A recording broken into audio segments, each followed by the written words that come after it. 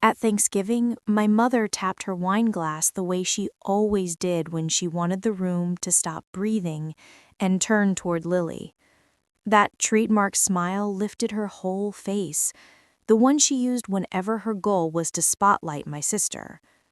Lily's wedding was beautiful, she announced loudly, projecting her voice like she was giving a speech.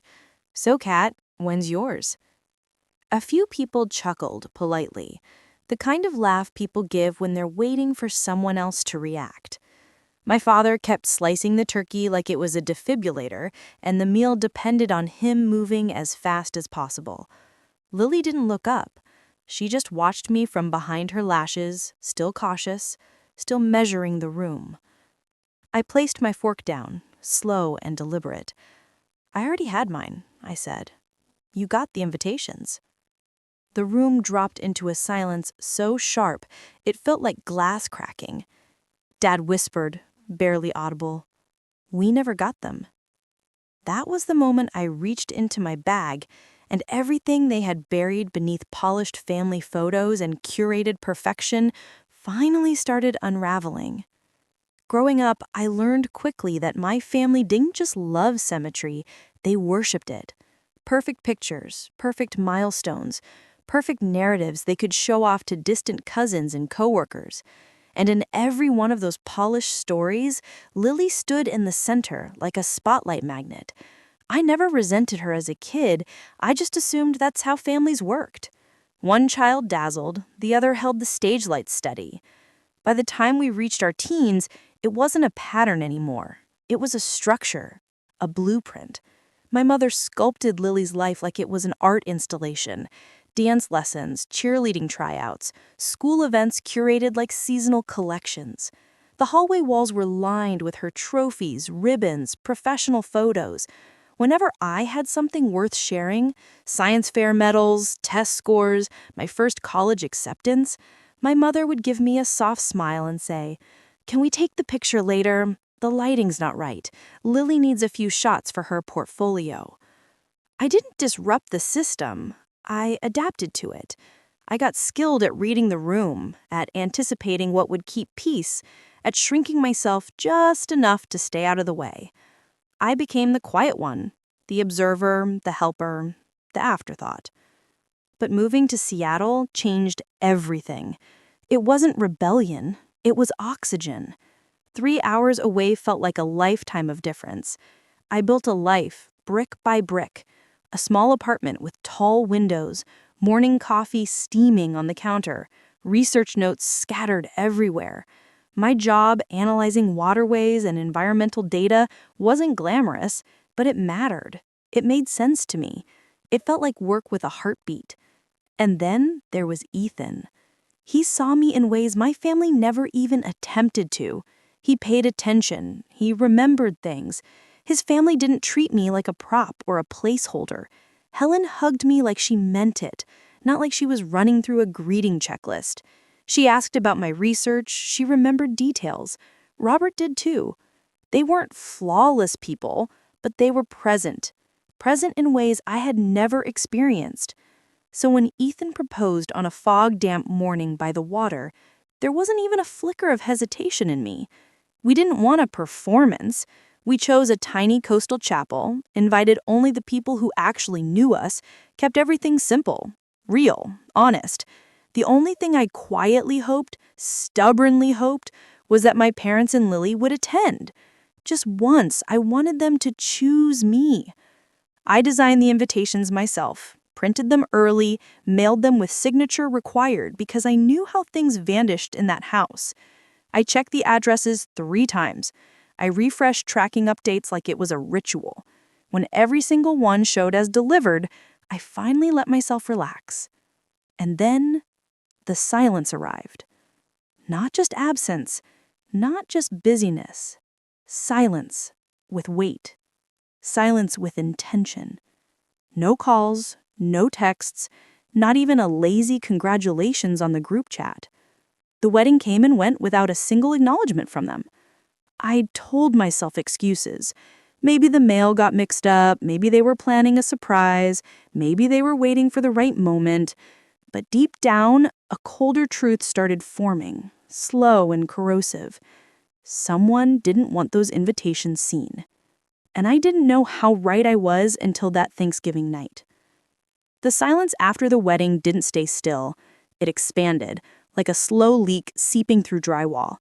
At first, I waited. They'll call, I told myself. They'll notice. They'll ask why they didn't get an invitation. But days became weeks. Weeks became something heavier. When I finally called my mother, it went straight to voicemail. My father replied to my message with, "I'll call later." He never did. And one night, after weeks of checking, I noticed the family group chat no longer showed my name. I wasn't removed loudly. I was erased quietly. I mentioned it to Ethan while washing dishes, pretending it didn't hurt.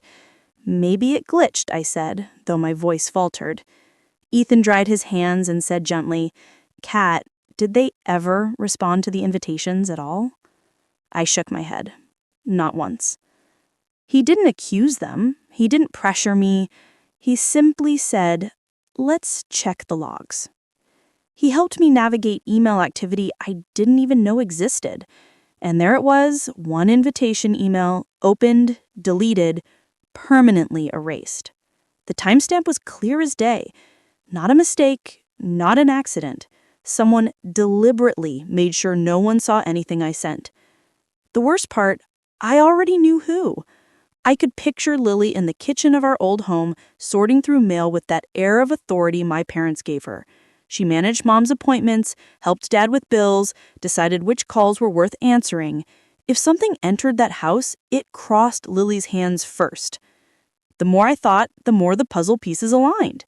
She was preparing for her own grand September wedding. 350 guests, designer dress, choreographed moments, endless spotlight. My quiet, intimate ceremony had the potential to distract from hers, and Lily did not share attention, not ever.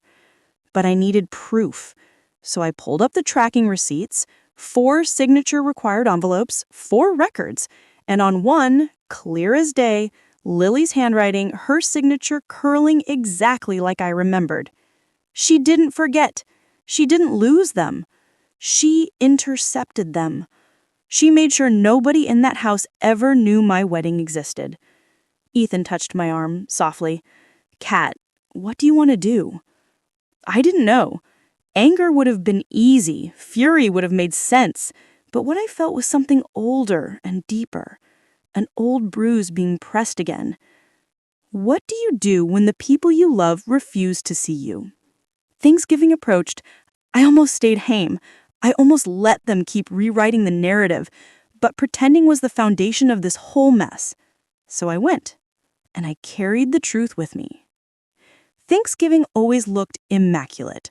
White tablecloth, silverware, a candle centerpiece that could have been ripped from a holiday advertisement. But the moment I walked inside, the air tightened. That familiar quiet pressure settled over me, the one I used to mistake for normal. Lily posed for photos by the fireplace, her husband fixing her hair like they were prepping for a magazine spread. My mother busied herself with the turkey, narrating details from her grand September wedding to anyone within 10 feet. My father poured wine without looking up. No one asked how I'd been. No one mentioned the wedding they missed. My wedding. I sat across from Lily. She didn't look at me. She didn't have to. You can perform silence like an art form, and Lily was a lifelong performer. Dinner followed the same script. Compliments for Lily's dress, Lily's venue, Lily's everything. Every word was a reminder that they'd shown up for her, loudly, proudly, while acting like my entire ceremony had been a pebble they could step over. Then my mother tapped her glass. "My sister's wedding was wonderful," she declared with rehearsed brightness. "So, Kat, when's yours?" The table chuckled on cue. Even Dad paused mid-carve, blade hovering indecisively. Lily sat too still, too careful. That alone told me she knew exactly what she'd done. In the past, I would have laughed it off, let the jab settle into my ribs, pretended it didn't hurt. Not anymore. Not after everything they erased. I set my fork down. I already had mine, I said, quietly, evenly, and the room went silent. 6 months ago. The shift in the room was immediate, like all the air had been yanked out at once. I waited a beat, let the silence land, then added, "You got invitations." Forks froze, eyes widened. My mother's smile collapsed. My father blinked like he wasn't sure he heard correctly. Across from me, Lily's face didn't move. That was the tell she knew exactly where this was going, and she couldn't stop it. "Kat," my father said carefully, "we never got any invitations."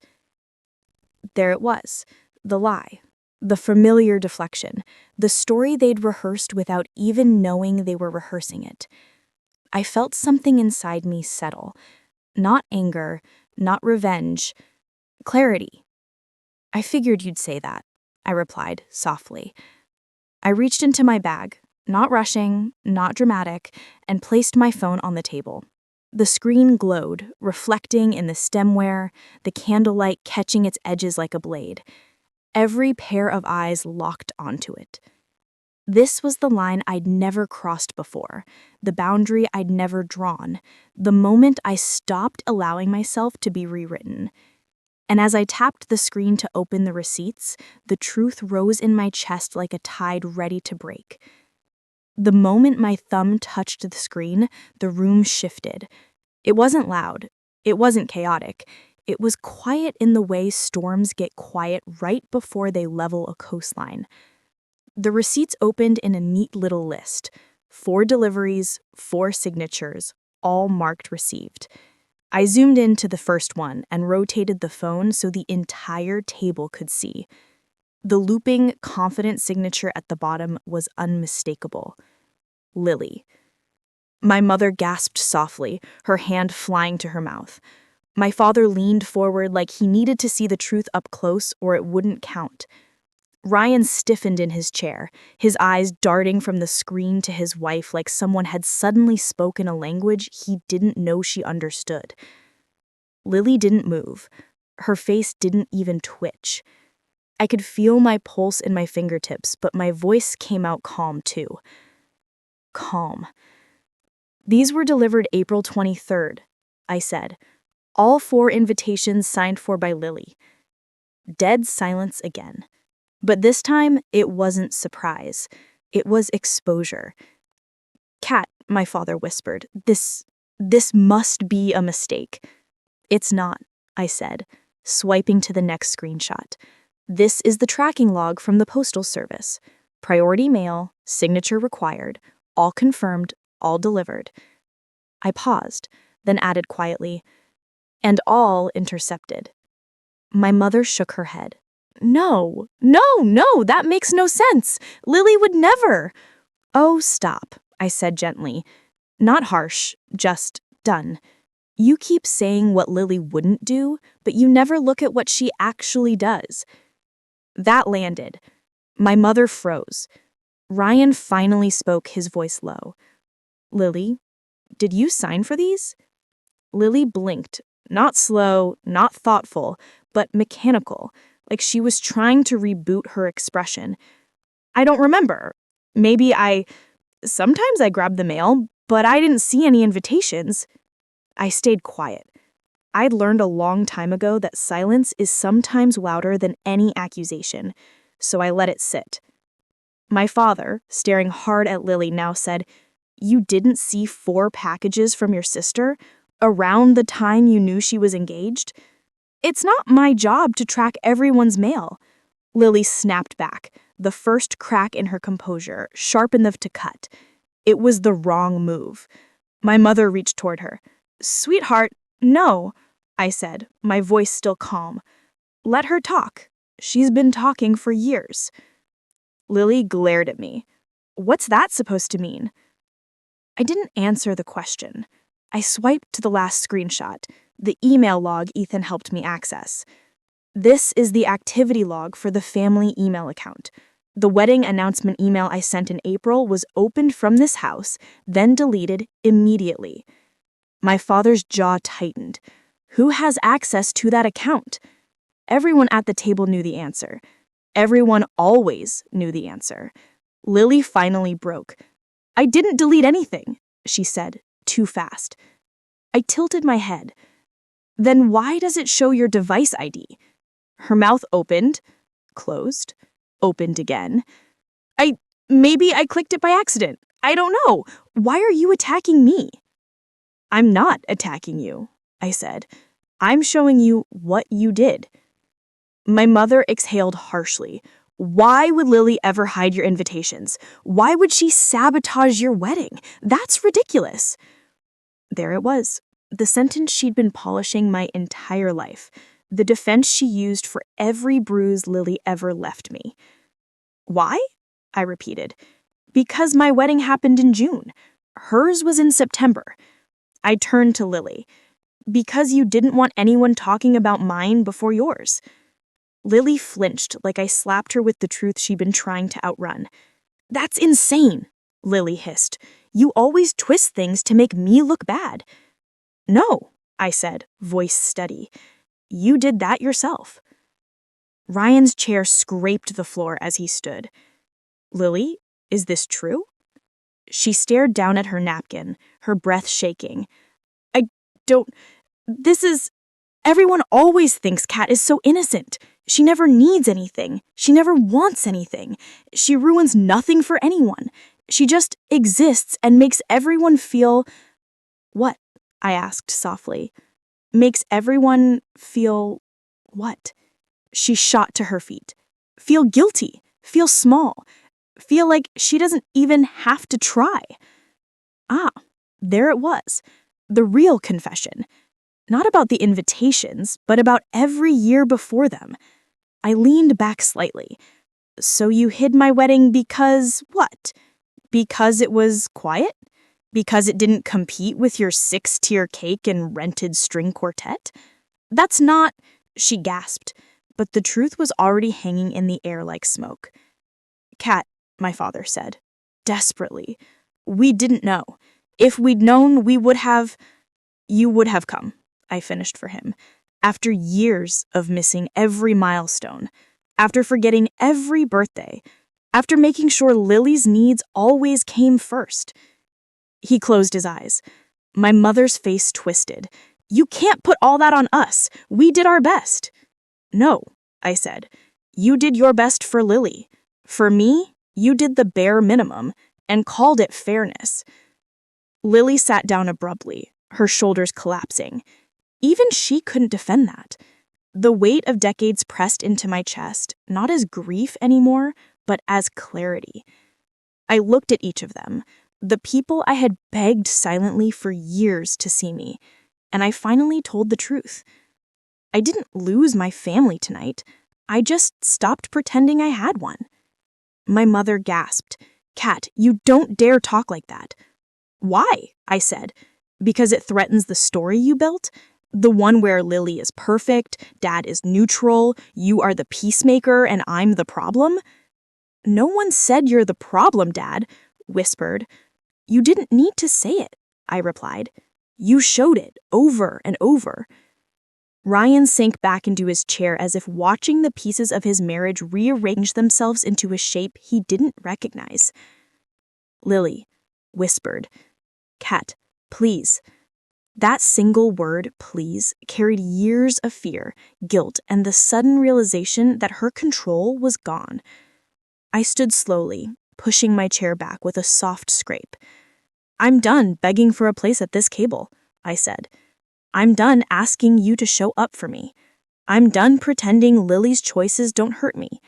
I'm done accepting your silence as anything but agreement. I took a breath. I'm done. My father stood too, reaching out. Kat, don't go. We can talk. We are talking, I said, the first and the last time under these terms. My mother's eyes brimmed. We can fix this. You can't fix what you refuse to acknowledge, and you refused for years. I picked up my coat, feeling lighter with every inch. I pulled it over my shoulders. As I walked to the door, I heard Lily sob quietly. I heard my mother mutter my name like a plea. I heard my father say, "We should have checked. We should have asked." But their remorse wasn't my responsibility anymore. I opened the door, cold air rushing in, and paused just long enough to say, "You didn't miss my wedding. You chose not to see it." Then I stepped outside, letting the door close behind me. Not loudly, not dramatically, just firmly. A clean, final line drawn. And for the first time in my life, the silence that followed belonged to me. Ethan opened the door before I even reached it, like he'd been listening for my footsteps. One look at my face, and he didn't ask what happened. He just wrapped his arms around me and held on until the shaking stopped. No questions, no judgment, just presence. Something my family had never mastered. The next morning, his parents invited us over for a simple breakfast. No ceremony, no pity, just warm food, real conversation, and the kind of attention that doesn't have to be earned. Helen squeezed my hand and said, "You're family here, not because you married my son, because you matter." A week later, Lily sent a long email. Therapy, soft, apologetic, admitting more than I expected. I read it. I didn't reply. My dad called every few days. Small steps, careful steps. I let him try. Then he found one of my wedding invitations buried in a storage box in the garage. Proof of everything I already knew. He mailed it to me quietly, without commentary. That was the closest he'd come to an apology that felt real. My mother never reached out. And for the first time, that absence didn't feel like a wound. It felt like an answer. I used to believe family was something you protected, no matter what it cost you. But standing in my own home now, Ethan cooking dinner, laughter drifting in from friends who choose me every single day, I finally understood the truth. Family isn't who shares your blood. It's who shows up. It's who listens. It's who stays. And sometimes the bravest thing you can do is walk away from the people who never learned how to hold you. If any part of this felt familiar, tell me where you're watching from and share your story below. And don't forget to subscribe for the next